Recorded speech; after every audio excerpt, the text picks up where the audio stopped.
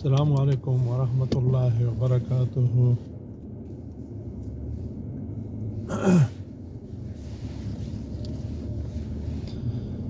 خویندرونو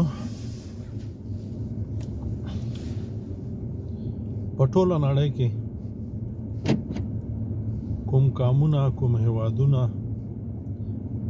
چې بریالي دي په خپلو خپو ولاړ دي او د نورو سره مرستې کوي، د هغوی راز په څه کې دی، د هغوی د بریاوې د کامیابیانې ولې لاسته راوړي دي. هغوی یو دي، خبره یوه ده،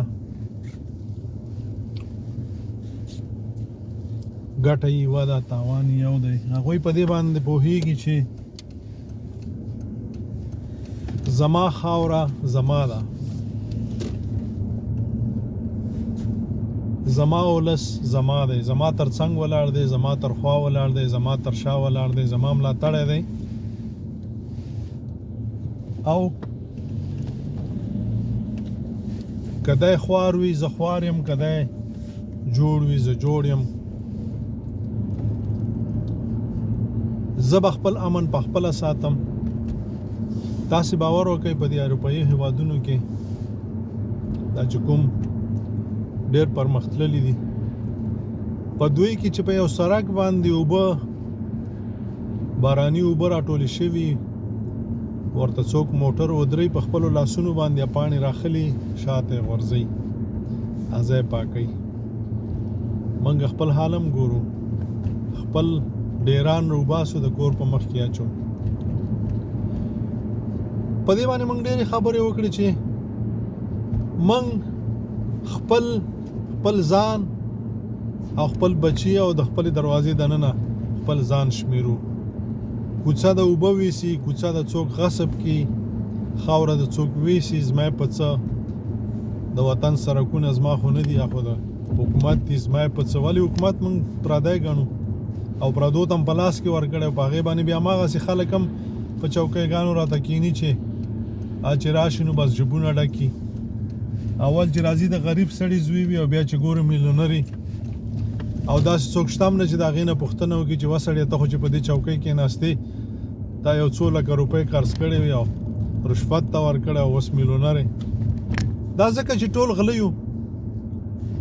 خو زما د خبرې مقصد دا دی که موږ او تاسې غواړو چې د خلکو د سوالونو نه خلاص شو، د خلکو د خیراتونو نه خلاص شو، د خلکو د دې ټیټو سترګو نه خلاص شو چې هر چا ته هم نیولي دي. نو څه به کوو؟ موږ او تاسې به خپل ځان، خپل وطن، خپله خاوره، خپل ولس خپل شمیرو او تش په ژبه باندې به خپل نه شمیرو، ورته به هلې ځلې کوو لکه څنګه چې د خپلو بچو ته حرامې او حلالې راوړو که نه. ولې چې خپل شمیرو، که داسې موږ او تاسې خپل ولس، خپل ملت، خپل قام، خپله خاوره خپله وشمیرله، کار جوړ دی. او بیا چې موږ او تاسې داسې نران شو چې لکه د صحابه کرام چې وو، تابعین او تبع تابعین چې وو، بیا نو ټوله دنیا زموږ په سر ده. خو د تا نه به اول د خپل کور پوښتنه کوي، د خپلې کوڅې، د خپلو خپلوانو، د خپل قام، د خپل ولس، د خپلې خاورې، بیا به د تا نه د ګاونډي پوښتنه کوي. او ته چې به بل ته د لاس نیولې خیراتي یا اغلا کوې، یا په غصب باندې یا په زور باندې خپل کور لوټې، خپل کام لوټې، نو د بل به څه مرسته وکړو؟ دغه تکیه کلام او دغه متلونه چې اول ماته اسلام دی، مزان تیر باسي او خدای خو نشي تیرستلی، همدغه دی چې خدای عذاب د پاسه عذاب، عذاب د پاسه عذاب، عذاب د پاسه عذاب، چې درواغجن یو، منافقین یو، څو مخي یو، څو ژبې یو. اول ماته اسلام، تا ته به څه اسلام؟ ته په خپله غلې ډاکوی خاینې، ته به د اسلام مرسته څه وکړې؟ ته اول سم شه، د خپلې کورنۍ، د خپل قام، د خپلې خاوره خپله کا، خپله وساته، د بل منافقت مه کوه، د بل نوکري مه کوه، بل دپاره خپل رور مه وژنه، نرشه،